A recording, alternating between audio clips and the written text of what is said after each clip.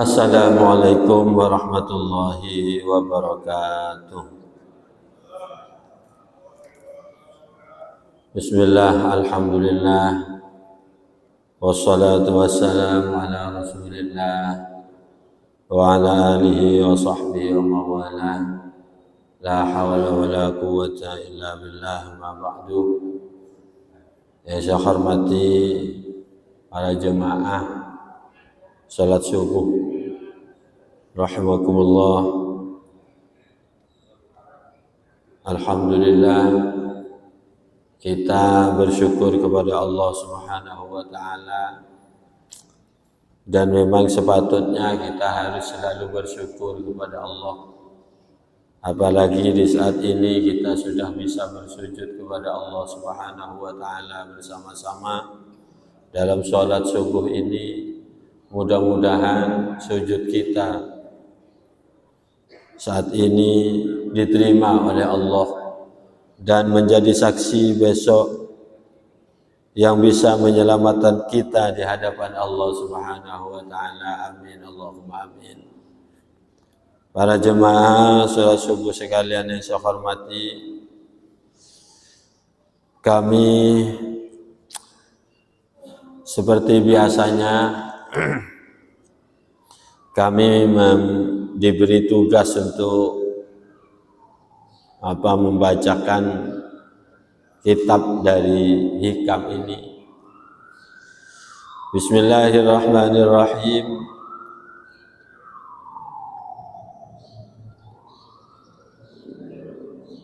Ar-raja'ul haqiqi ma qaranahu bihi amalun. Di sini diterangkan bahwa roja yang hakiki adalah sesuatu yang bersamaan dengan amal.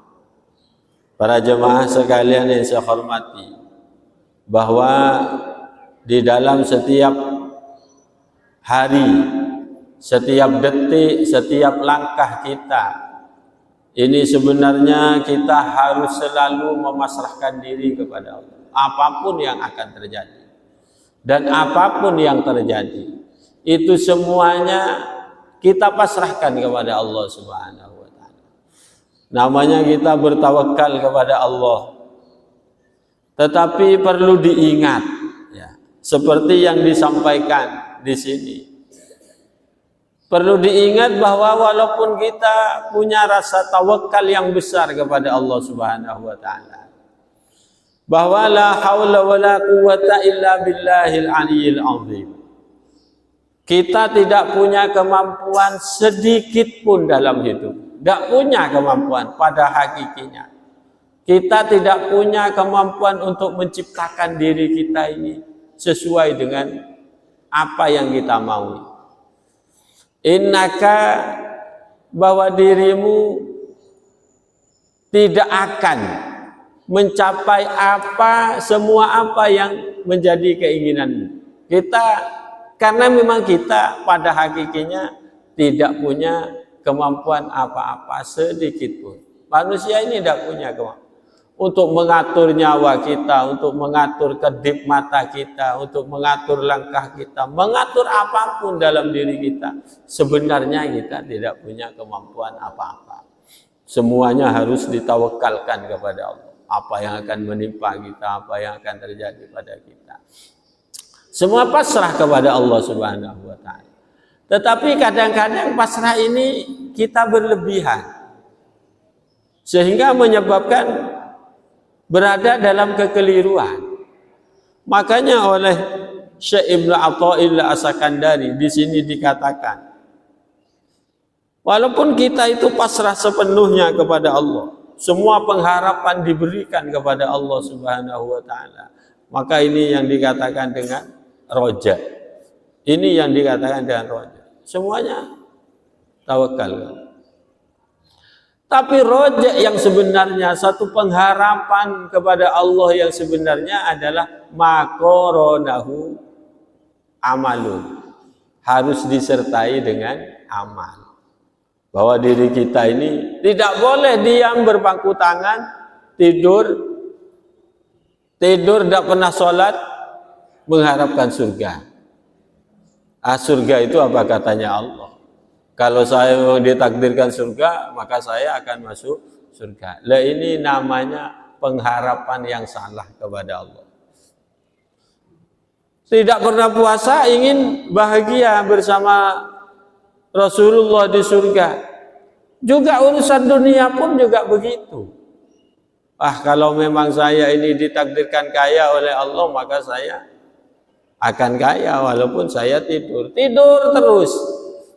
Diam terus, digunakan kehidupan ini hanya digunakan semaunya dirinya sendiri dengan mengatakan bahwa hidup saya serahkan kepada Allah. Saya berharap kepada Allah, menginginkan bahagia dunia dan akhirat katanya, tetapi tidak disertai sedikit pun amal. Maka ini namanya katanya Syekh Ibnu Athaillah itu bukan roja, laisa biroja bal huwa umniyatun.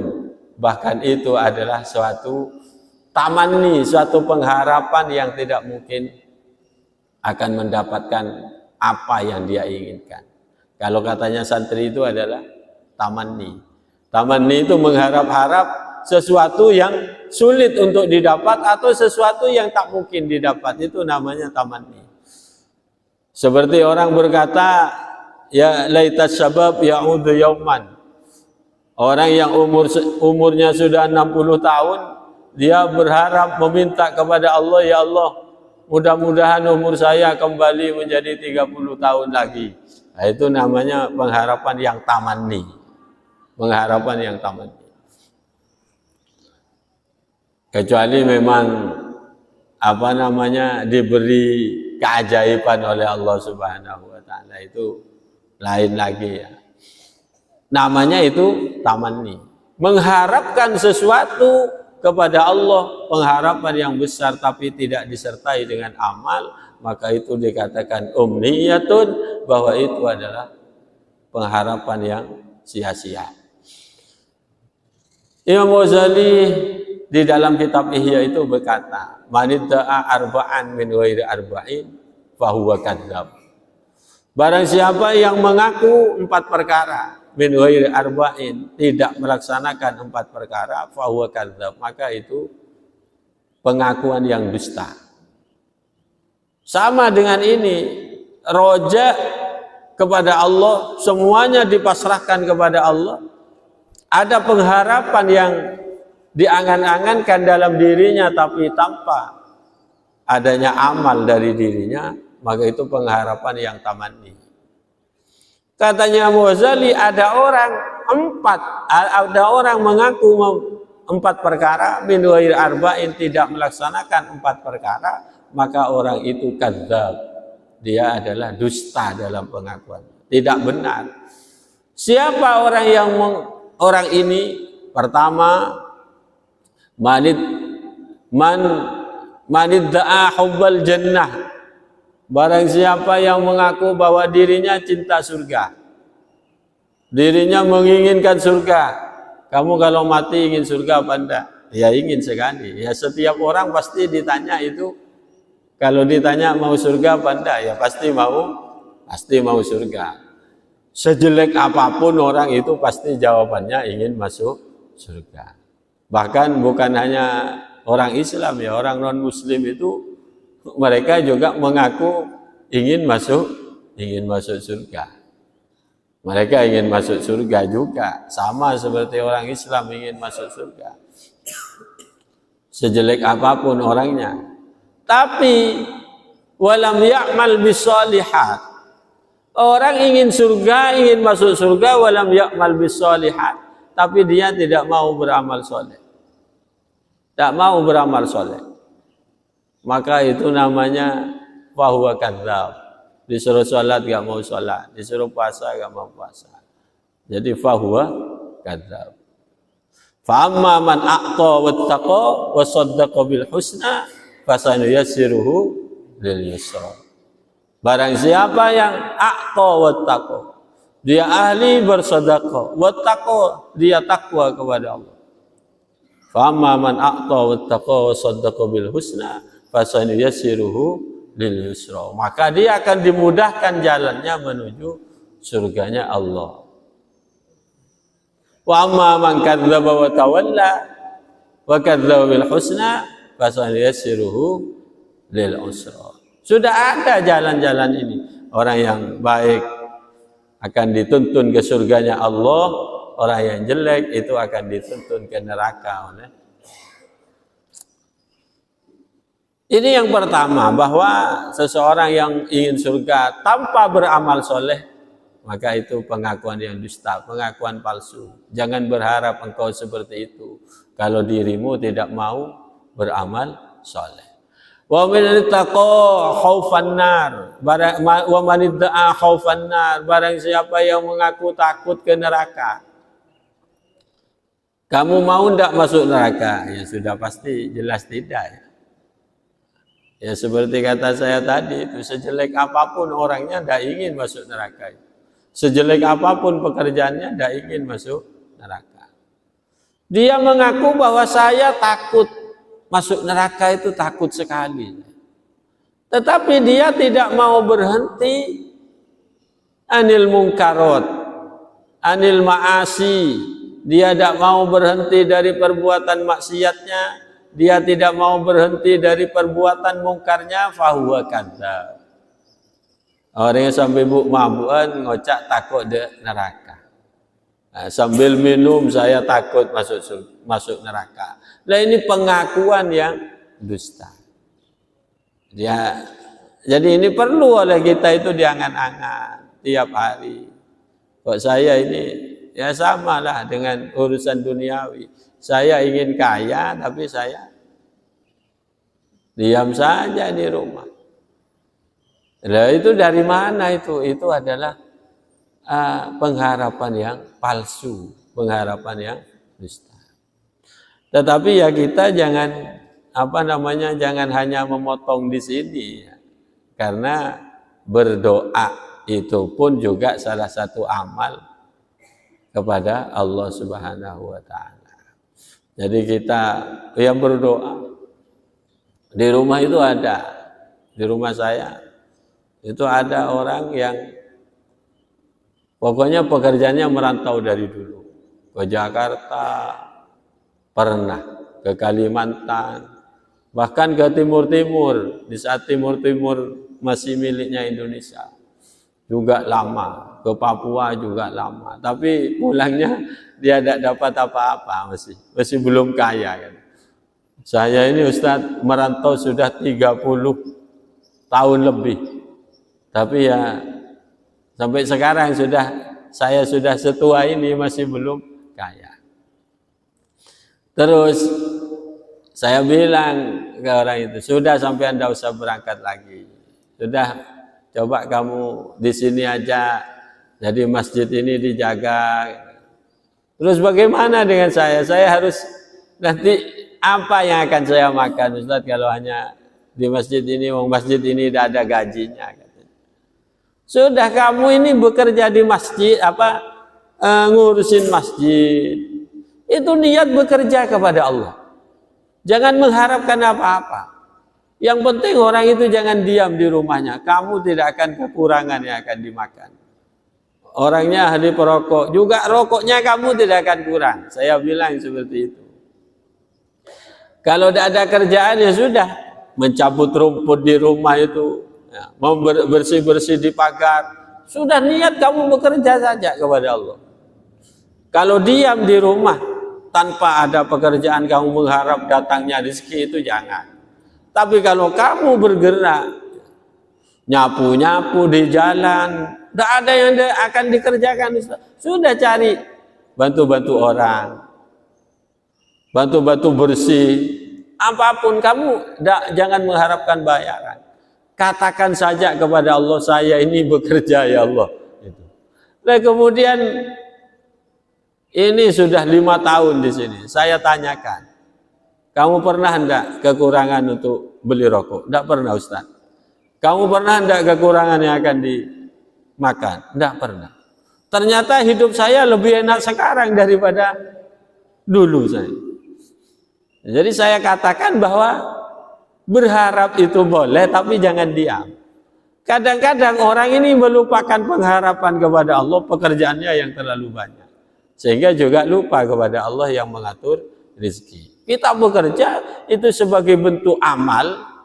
Kita berharap kepada Allah sebagai bentuk iman kita kepada Allah Subhanahu wa taala. Itu akan tenang. Itu akan tenang. Jangan iktimat kepada amal kita, jangan. Iktimat kepada amal itu apa? Saya begini ini biar saya kaya. Ini juga salah.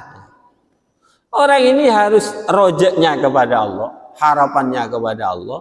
Amalnya jangan jadi pedoman. Karena apapun itu keputusannya ada pada Allah Subhanahu wa taala. Bukan ada pada pekerjaannya. Kalau lihat pekerjaan orang yang paling sulit, paling berat, tentu itu mestinya yang paling kaya kan. Kadang-kadang yang kaya itu adalah pekerjaannya nggak berat. Dia hanya bekerja di pikiran. Ya itu yang mendapatkan. Orang yang banting tulang itu tetap berada dalam kemiskinan. Kadang-kadang seperti itu. Kenapa? Karena yang ngatur rezeki itu memang Allah. Terus kita bekerja itu adalah sebagai bentuk melaksanakan perintahnya Allah. Saya mencari rezeki yang halal ya Allah. Mudah-mudahan Engkau memberikan saya rezeki yang banyak. Ini bentuk rojeknya. Jadi ada bentuk amal, ada bentuk rojek. Kalau sampean sekarang tidak punya pekerjaan, misalnya pusing saya ini tidak punya pekerjaan. Sudah bekerja apa saja. Tidak usah bekerja yang dapat uang. Bantu-bantu bersih-bersih di jalan. Itu niati diri kita bekerja. Saya bekerja. Pekerjaan saya ini mengharapkan upah dari Engkau ya Allah. Itu jangan mengharapkan upah dari manusia. Tapi mengharapkan upah dari Allah. Ini salah satu bentuk amal. Makanya kita itu akan tenang. Ini pasti akan diberi oleh Allah Subhanahu wa taala. Jangan kita hanya rojek tapi tanpa ada amal. Maka rojek dan amal ini harus ada di dalam diri kita dan semuanya diserahkan kepada Allah setelah itu. Jadi tawakal dan malas itu memang sedikit bedanya. Ya. Tawakal dan malas kan memang sedikit bedanya kan. Malas dia bekerja kemudian dia mengatakan saya tawakal kepada Allah. Tawakal apa malas? Tanyakan kepada dirimu, kamu ini tawakal apa malas? Yang bisa menjawab siapa? Ya dirinya sendiri. Orang lain tidak bisa jawab. Orang tawakal itu tidak pernah mengeluh. Itu namanya tawakal. Dilanjutkan dari tadi itu. Ya. Jadi tadi saya sebut masih dua. Wanita hubbal jannah. Orang yang mencintai surga tapi walam ya'mal bisolihat. Tapi tak mau beramal soleh, dia kadzab. Orang yang takut neraka, mengaku takut neraka, tapi tidak mau berhenti dari maksiatnya, dia adalah kadzab. Wa man idda'a hubban nabi, barang siapa yang mengaku mencintai Rasulullah sallallahu alaihi wasallam. Kamu cinta kepada Rasulullah? Ya, cinta. Tetapi walam yuhibbal ulama wal fuqara. Tetapi tidak mencintai ulama, tidak mencintai fuqara, orang-orang miskin. Fahuwa kadzab. Maka kamu dusta. Mengaku mencintai Rasulullah, tapi tokan ngocain ulama. Mengaku mencintai Rasulullah, tapi tidak senang kepada orang fakir miskin. Tidak senang kepada fakir miskin ini termasuk kalau mengaku cinta Rasulullah tapi tidak senang kepada orang fakir miskin, itu kadzab. Memang kita ini harus mengajari hati kita. Kadang-kadang kita ada pengemis, orangnya sehat, mengemis. Kemudian kita secara tak beri, kemudian kita mengatakan, Pak, sampean ini sehat ala aku, Pak. Sehat sampean ki ngemis. Lah ini salah tak beri, diberi kata-kata yang menyakitkan. Itu kembali kepada diri kamu, artinya kepada hatimu. hatimu ini kenapa sampai berkata mulutmu berkata begitu? Tanyakan kepada hatimu, apa karena kamu iman memberi dia? Atau karena kamu yang benar-benar menasehati? Itu sudah pasti kata-kata ini karena iman untuk memberi. Karena tidak ingin ada orang sehat menikmati hartanya sampean. Kan gitu kan? Saya susah cari rezeki, dia enak-enak, orangnya sehat, akan menikmati harta saya. Pulang-pulangnya paling dibuat beli rokok. Mungkin saja dibuat enak-enakan orang. Sudahlah, tidak usah berpikir seperti itu. Pikiran ini adalah pikiran yang iri dalam hati kita. Orang memberi itu, yakinkan di dalam hatimu, memberi itu adalah lebih baik daripada yang meminta. Yadul ulya afdalu min yadis sufla. Tangan di atas itu tetap lebih utama daripada tangan yang di bawah. Misalnya lebih kaya yang meminta daripada yang memberi, itu tetap lebih mulia sampean, tetap lebih kaya yang memberi pada hakikinya. Karena apa? Dia kaya dengan kaya hatinya daripada dia kaya tapi dia kan tak menikmati kekayaannya. Dia masih menghinakan diri kepada orang lain. Tetap yang lebih mulia tangan yang di atas. Tangan yang di atas itu yang lebih mulia. Walam yuhibbal fuqara, juga ulama. Sekarang ya kita memang harus hati-hati.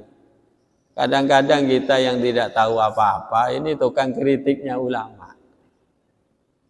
Ini memang saya katakan, memang ulama ini memang macam-macam.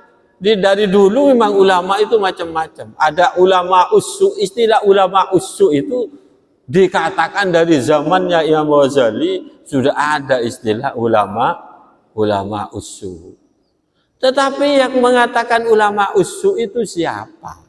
Yang boleh mengatakan bahwa ini ulama su, ini bukan ulama su. Jurinya, masa ulama tapi jurinya orang bodoh, kan? Ini kan tidak patut. Kita yang tidak tahu apa-apa tapi jadi tukang jurinya ulama. Itu kadang begitu kita ini. Terus bagaimana? Ya tanyakan saja kepada orang yang alim, kepada ulama juga. Bagaimana kok ada ulama kiai ini, ada ulama begini ini bisa ditiru apa enggak, bisa diikuti apa enggak omongannya. Oh jangan, ini seperti ini. Oh kita kan enggak. Orang sekarang ini merasa lebih pintar daripada orang lain. Semua wis sayangi sampean semuanya. Kan kadang-kadang merasa lebih pintar dari orang. Ada orang begini, disalahkan. Ada orang begini disalahkan. Kita itu, padahal kita di rumah ini ngurusi istri itu sudah tidak becus itu kita. Ngurusi anak tidak bisa kita itu. Kemudian akan berpikirkan sesuatu yang lebih besar lagi. Nah itu namanya lebih menyibukkan diri untuk melihat kekurangan diri kita. Dan memang katanya apa? Lahmul ulama itu samun qatil. Dagingnya ulama itu adalah racun yang mematikan. Orang yang ngerasani ulama, orang ngerasani orang itu sama dengan makan dagingnya. Ayuhibbu ahadukum ayyakula lahma akhihi maitan fakaritum. Orang merasani orang itu sama dengan makan daging. Sekarang ngerasani ulama berarti makan dagingnya ulama. Sedangkan dagingnya ulama ini samun qatilun, racun yang mematikan. Ya, racun yang mematikan. Makanya ya memang berat ya. Berat. Kita ini akan selalu berhadapan dengan nafsu kita. Akan berhadapan dengan kedengkian kita, iri kita, kebencian kita. Apalagi setelah ini nanti hampir pilihan presiden. Wah ini kebahaya nih kan. Mau setak pada lebih sampean lagi. Kita mendukung Pak Jokowi, Pak Sera, Pak Ganjar kan dana. Ada kiai dukung Pak Ganjar. Kiai apa cuma dukungan Pak Ganjar? Begitu. Sak dukung Anies ya juga begitu. Wah, kiai teroris saja, kiai itu akan seperti itu. Dan kita itu nanti apanya terjebak. Kita akan terjebak dalam peperangan politik. Sama dulu itu. Pak Jokowi dengan Pak Prabowo atau karan pendukungnya. Sang Jokowi jadi presiden, ya Prabowo-nya jadi menterinya. Terus kemana orang yang bertengkar gara-gara dua orang itu? Kok kita itu seperti itu? Coba kita itu tenang. Yang dukung ini silahkan. Dukung Pak Ganjar misalnya ya. Yang dukung Jokowi, yang dukung Pak Anies, ya ayo. Dengan niatan semuanya dia dengan niatan yang baik. Kalau saya dukung Pak Anies karena ini orangnya agama, orangnya begini. Bagus. Saya dukung ini karena orangnya ini. Itu semua berangkat dari jiwa yang ikhlas. Jangan berangkat dari kebencian dan keirian, berangkat dari sebuah amarah. Nah ini yang tidak boleh. Berangkat dari amarah ini sudah bukan ikhlas karena Allah, tetapi karena nafsumu. Sudah. Nanti yang menang ini, siapapun yang menang ya presidennya kita. Karena yang menentukan ini menang atau tidak itu ditentukan oleh Allah. Ya Allah yang menentukan. Tapi kita memang harus berbuat. Kenapa kita berbuat mendukung? Ini karena biar kita dapat pahala dengan niat baik kita. Dukung ini niat baik, sehingga kita dukung, kita dapat pahala karena niat baik. Saya pernah ditanya oleh orang, bagaimana? Ya baru-baru ini, kan apa itu namanya? Pilkades. Dapat uang dari calon kepala desa itu bagaimana hukumnya Ustadz? Boleh. Gitu. Boleh, saya jawab boleh. Bahkan ya diambil. Jadi awalnya tanya, orang nyogok dalam pilkades ini hukumnya bagaimana Ustaz? Kalau nyogok tidak boleh kata. Tetapi kalau niat wajahidu fi sabilillahi bi amwalikum wa anfusikum boleh. Kenapa sekarang ini nyalon ya? Nyalon. Kalau tidak ngasih uang kan tidak. Melarat sedeti aku wali calon mau tak beri PC tak kira deti. Ya. Lalu bentuk memberi uang ini kalau memang niatnya baik, berarti bentuk jihad fi sabilillah bi amwalikum. Kamu harus beri uang agar kamu menang, tapi niatmu yang baik kan gitu kan. Berarti niat yang baik disertai memberi uang, kamu akan dapat pahala dari Allah karena kamu memperjuangkan kebaikan. Maka berjuang kebaikan harus bi amwalikum, kan harus dengan hartanya.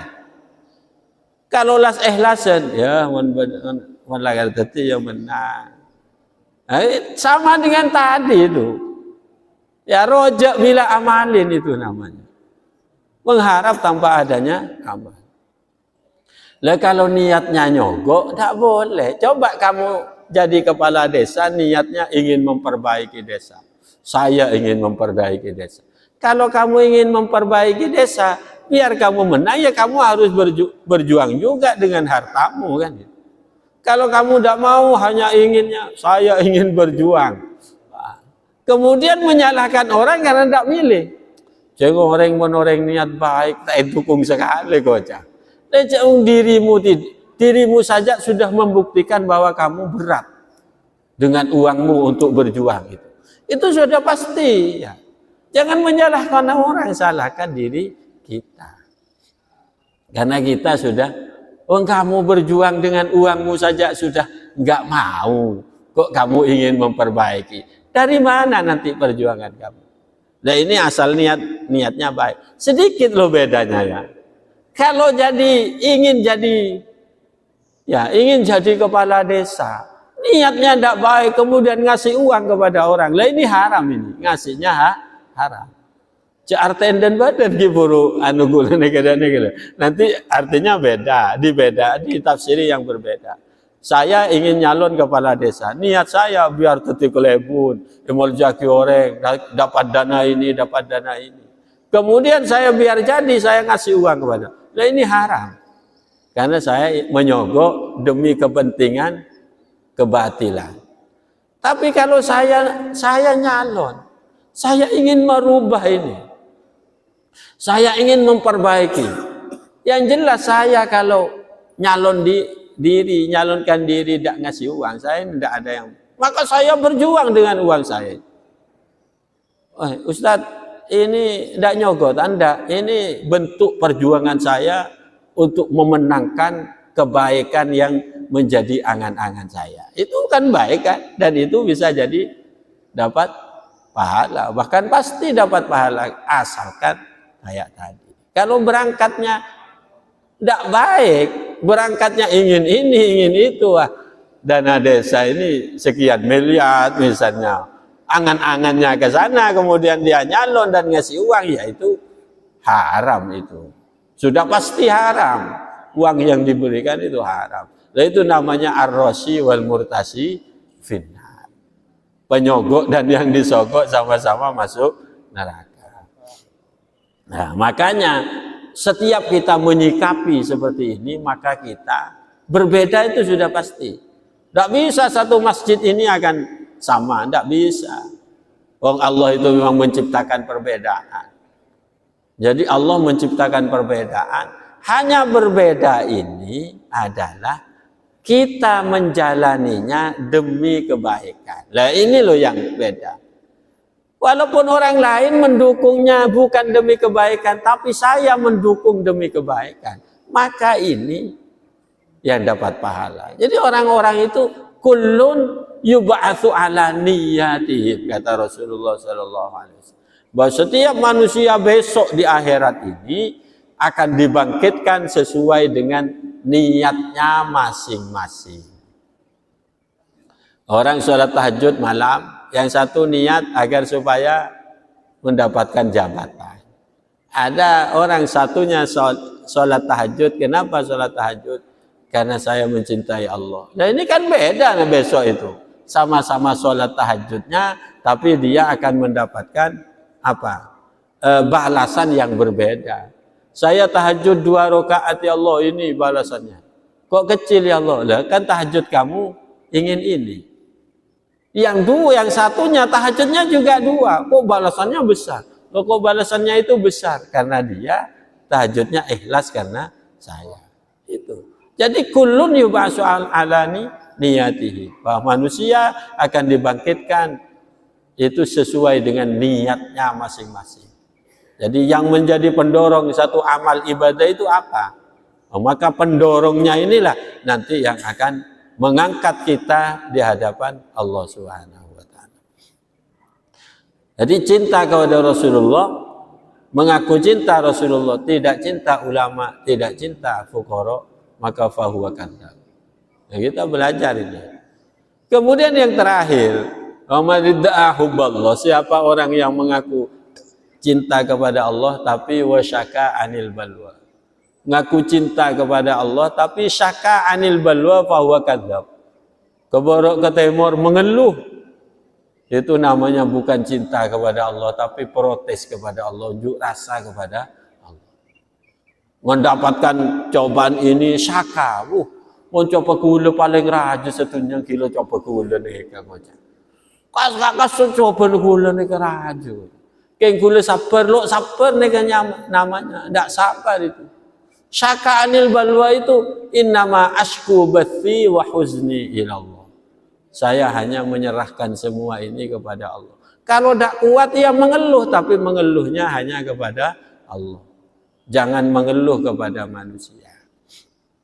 Mengeluh kepada manusia itu boleh untuk manusia yang bisa menenangkan.